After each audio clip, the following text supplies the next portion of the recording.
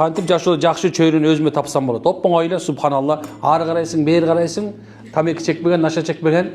Субханалла, мечитке өзү баратканды карайсың, болду ошол. Эгер аял болгон болсоң, жаныңдагы бирөө сени дайыма кой, подружкам, бул жерге кылбай эле коелучу, кел башкача жашайбыз, кел мындай улууларды карап деме кылалы, мындай баары эле эме боло бербейт экен деп мындай сага багыт жакшы тарапка берип турган чөйрөнү тандаш керек. Жалаң оюн зоок өткөзгөн чөйрөдөн алысыраак болуңуздар. Анткени себеп жаштыктын эң корото турган чоң мындай эң мындай биз жашоодо өкүнө турган нерсебиз бул убакыт. Бирөө сурады, канчасынан 24-те атаң бар, 24-те болду, ушу мен болгондо дейм мен даймачы. Мисалы саз мынакей отуруп кээ бирлериңер 30-тамда атса, 30 жашымда болсо, мына мен ушундай болсо дейм да.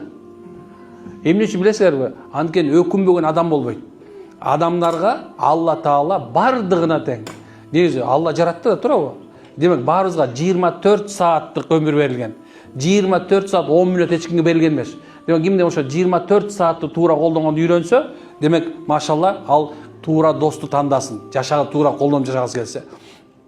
Эгерде сизди түнкү ибадатка эмес, түнкү клубтарга чакырып аткан болсо, сизди мындай айтканда бир иш кылалы деп бир жакшы жумушка чакырбастан, кел азыркында айтканда синтетик наркотик чегели деп аткан болсо, кайсысын тандайт элеңер?